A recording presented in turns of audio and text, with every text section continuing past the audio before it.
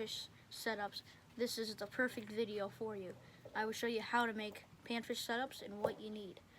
So, firstly, what you're going to need is either a spinning reel or a button cast. You could try with a bait caster. I don't know if that works.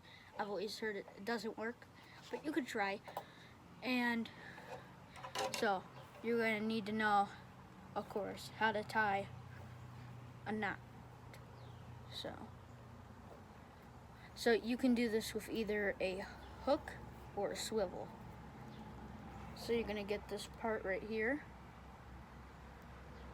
You're going to put it through.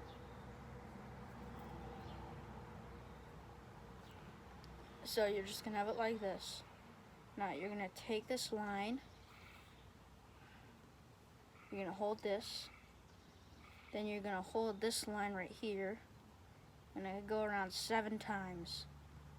1,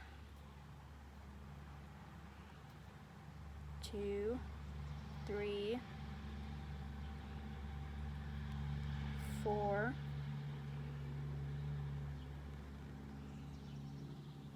5,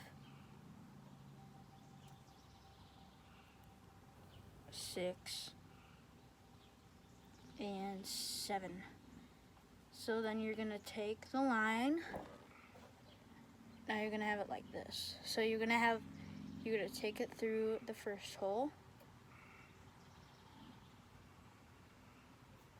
Then you're going to pull the line. It should look like this.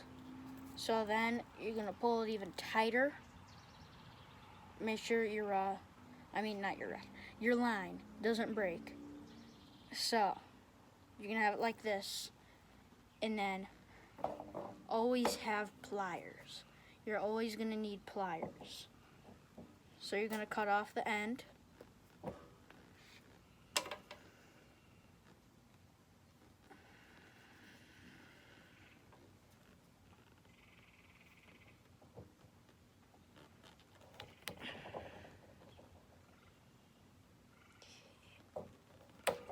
There we go. And then it should look like this.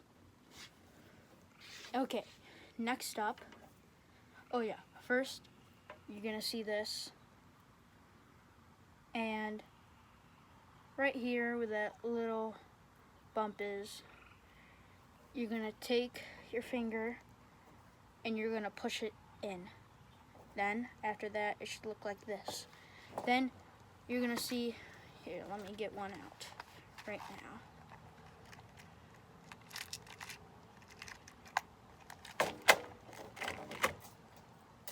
You're going to have this little hole right here. And you just put it in there and then close it. 1 second, I dropped a hook.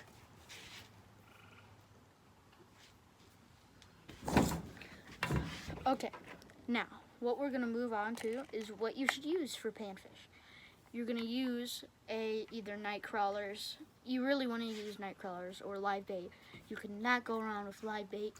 Minnows, night crawlers, red worms, basically everything. Live bait, it just works all the time. The smell, the taste to the fish, it's so recognizable. And then after here is the lures. So, you're going to take a bobber. See this little spring right here? You're going to pull it all the way down. You're going to see a little hole right there. And you're going to get your line. And the more high you put it, the more deep the hook is going to go. So if you're fishing shallow water, you're probably going to put it one right there. If you're fishing average lake, oh, that came out. Okay. So you're going to put it in there.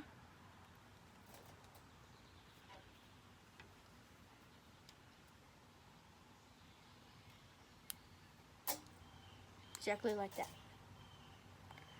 Now it might be hard to move if you have frail line. So the higher you move, the more this is going to go down. Usually I fish about this deep, and yeah, and then make sure you be careful because some are weighted. See, it looks exactly like a sinker, like that silver. It's got that metal over it. So you want to make sure that, dropped another hook.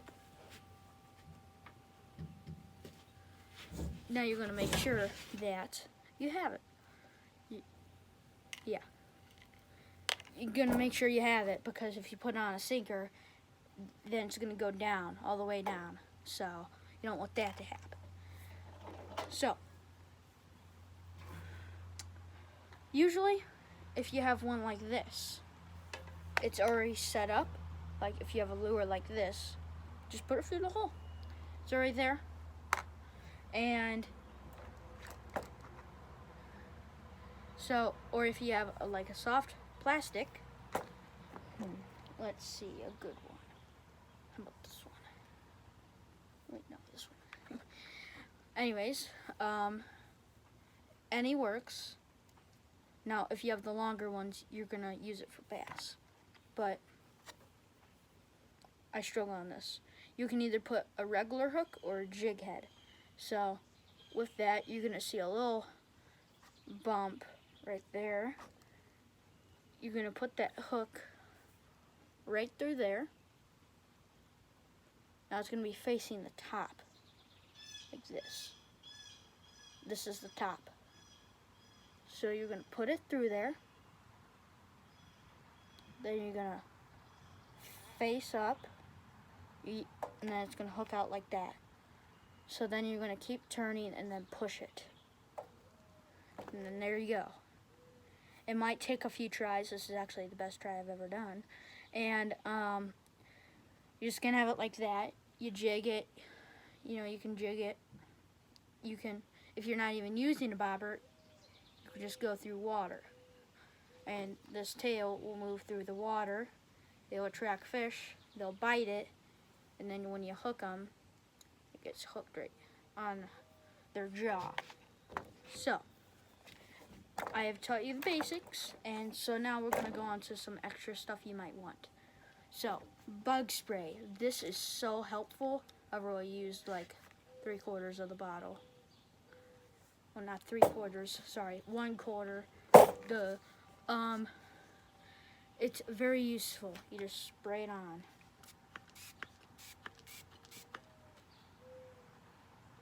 It smells pretty good in my opinion.